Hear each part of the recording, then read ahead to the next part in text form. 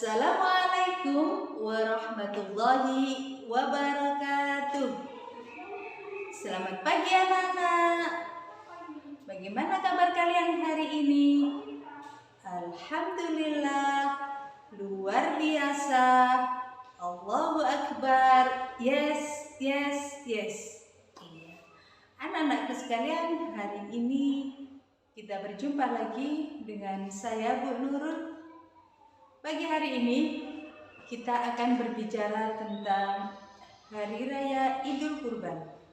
Karena besok pagi kita akan merayakan Hari Raya Idul Kurban. Kalian tahu bagaimana kisah adanya Hari Raya Idul Kurban? Iya. Yang belum tahu, simak kisah Hari Raya Idul Kurban. Dulu ada seorang Nabi bernama Nabi Ibrahim. Nabi Ibrahim mempunyai istri bernama Ibu Hajar. Pernikahan Nabi Ibrahim dengan Ibu Hajar lama tidak dikaruniai oleh Allah anak. Setiap hari Nabi Ibrahim selalu berdoa kepada Allah, "Ya Allah, Rabbi habli minas sholihin." Ya Allah, karuniakanlah aku anak yang solih. Itu terdapat di surat As-Saffat ayat 100. Karena Nabi Ibrahim tidak pernah berhenti dan tidak pernah putus asa berdoa meminta keturunan kepada Allah, maka Allah mengabulkan doa Nabi Ibrahim. Akhirnya Ibu Hajar hamil anak-anak. Ibu Hajar hamil dikaruniai Allah anak laki-laki. Setelah putra Nabi Ibrahim lahir, beliau dinamakan Ismail. Setelah mempunyai putra bernama Ismail, setiap hari Nabi Ibrahim tidak henti-hentinya untuk berdoa, Rabbi ja'alni muqimas sholat wa min dzurriyyati wa taqabbal du'a. Ada di surat Ibrahim ayat 40. Nabi Ibrahim selalu meminta anak keturunannya menjadi anak yang soleh, anak yang tidak pernah meninggalkan sholat. Akhirnya Ismail tumbuh menjadi anak yang soleh, anak yang ganteng, cakep, dan berbakti kepada orang tua. Dan yang paling penting, Ismail tidak pernah meninggalkan sholat. Setelah Ismail tumbuh dewasa, menjadi remaja yang sangat rupawan, Allah memberikan suatu ujian, suatu cobaan kepada Nabi Ibrahim. Pada suatu hari, Nabi Ibrahim tidur. Di saat tidurnya yang sangat lelap, Nabi Ibrahim bermimpi. Mimpinya didatangi oleh seorang yang memakai baju putih. Wajahnya bersinar. Dalam mimpi itu, Nabi Ibrahim dipanggil, "Wahai Ibrahim, aku perintahkan kamu untuk menyembelih anakmu Ismail. Aku ingin menguji ketakwaanmu, wahai Ibrahim." Nabi Ibrahim terkejut anak-anak. Mimpi yang sangat luar biasa. Mimpi itu tidak biasa. Akhirnya Nabi Ibrahim bangun. Nabi Ibrahim tertegun. Ditanya oleh Ibu Hajar, "Wahai suamiku, apa yang sedang kamu pikirkan sehingga kamu tertegun seperti ini?" "Istriku Hajar, aku bermimpi. Semalam aku bermimpi didatangi oleh seseorang yang sangat rupawan, yang sangat bersinar." "Mimpi apa itu, wahai suamiku?" "Aku disuruh menyembelih anakku Ismail, anak satu-satunya, anak yang kita dambakan selama ini. anak-anak tahu apa jawab Ibu Hajar? Ibu Hajar bilang, "Wahai suamiku, ini adalah mimpi yang luar biasa. Ini bukan mimpi yang biasa, wahai suamiku. Lakukanlah. Ini adalah perintah dari Allah. Allah menguji ketabahan kita. Allah menguji kesabaran kita." Kembali Nabi Ibrahim tertegun. Bingung, apa yang harus aku lakukan? Puluhan tahun menikah tidak mempunyai anak. Di saat sekarang sudah mempunyai anak, disuruh menyembelih. Ibu Hajar kembali menenangkan Ibrahim. "Wahai suamiku, janganlah engkau bersedih. Ini adalah perintah Allah. Lakukanlah. Pergilah ke kamar Ismail. Katakan mimpi itu kepada Ismail." Maka Ibrahim dengan kuat, karena dikuatkan oleh Ibu Hajar, Nabi Ibrahim pergi ke kamar Ismail. Kamar diketuk.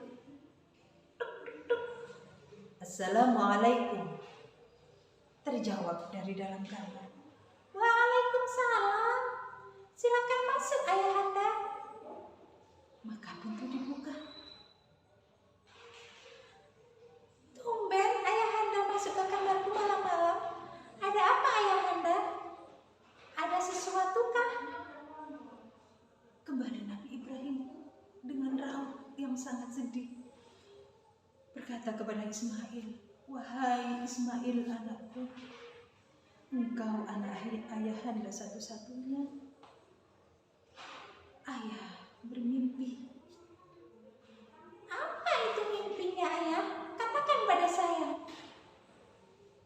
"Ismail, ayah bermimpi didatangi seorang yang pakai baju putih. Orang itu sangat bersinar wajahnya. Ayah disuruh menyembelih kamu." "Subhanallah, kalau memang itu perintah, kenapa ayah bersedih?"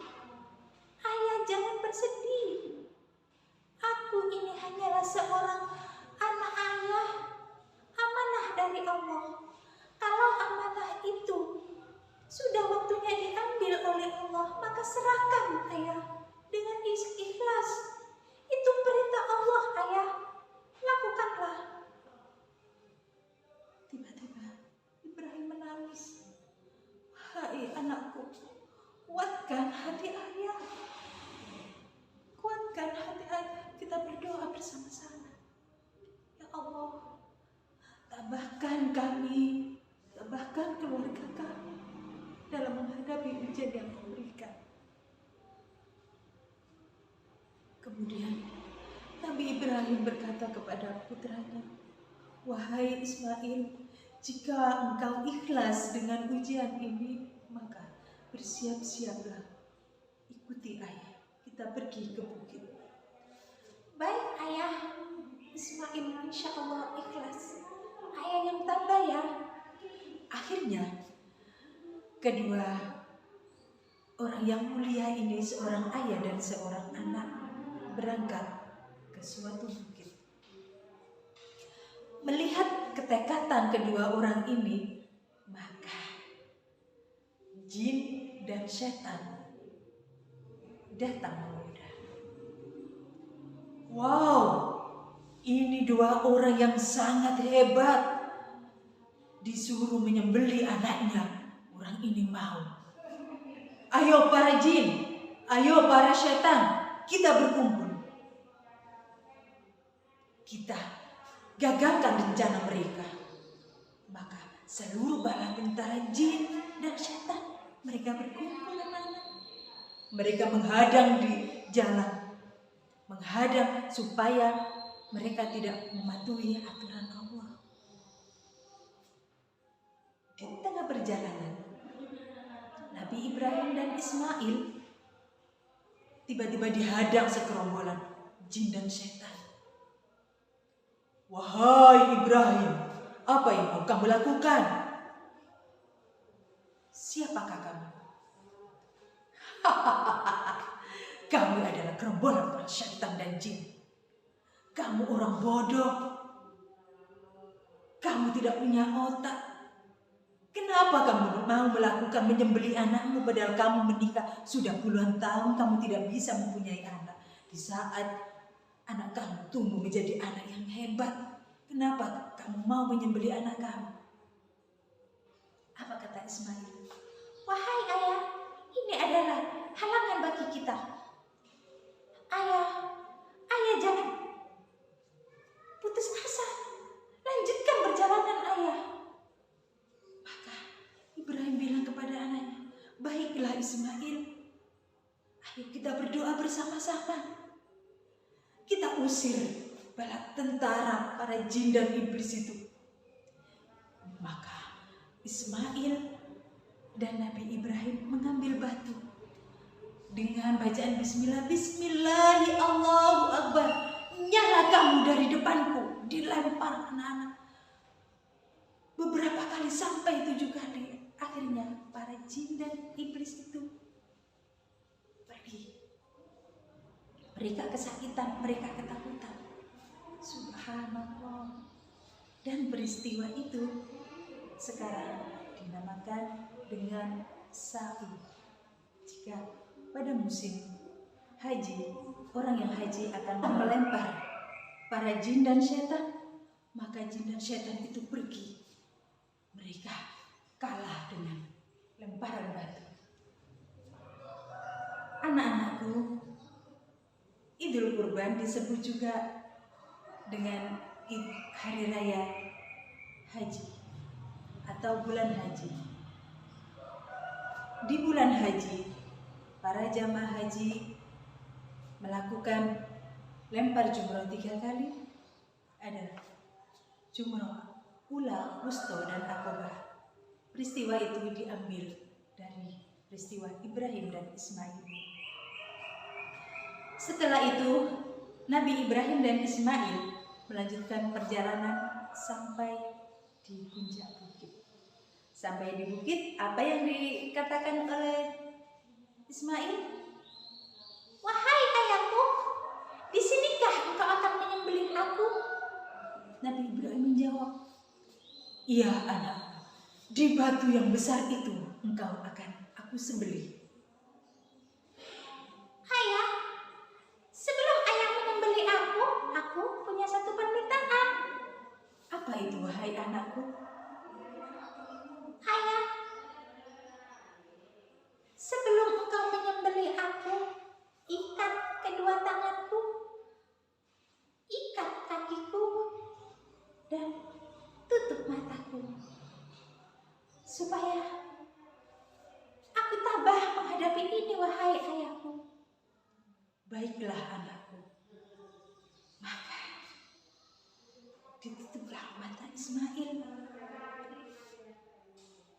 Tangannya diikat dan kakinya diikat. Ismail ditaruh di atas sebuah batu besar. Ibrahim mengambil sebilah golok. Ya Allah, aku datang kepadamu untuk melakukan perintahmu. Aku sembelih anakku. Nabi Ibrahim takbir, Allahu Akbar, Allahu Akbar. Maka golok itu ditaruh di leher Ismail. Sebelum golok itu kena sampai di leher Ismail, tiba-tiba terdengar suara, wahai Ibrahim, engkau sudah melaksanakan tugas kamu. Engkau sudah menunjukkan ketakwaan kamu. Engkau sudah menunjukkan iman kamu. Kamu melakukan apa yang saya perintah. Maka Ismail aku gantikan seekor domba yang sangat besar. Ini adalah pertanda bahwa orang yang mau mengorbankan apa yang ia cinta, maka aku akan menggantinya dengan sesuatu yang sangat indah. Anak-anak tahu, Ismail tidak jadi menjadi korban ayahnya. Ismail telah digantikan Allah dengan seekor domba. Itu tadi cerita tentang Idul Adha atau Idul Kurban. Anak-anak, dari pelajaran ini kita bisa mengambil bahwa apapun perintah Allah, lakukanlah. Sekian kisah Idul Adha atau Idul Kurban. Assalamualaikum warahmatullahi wabarakatuh.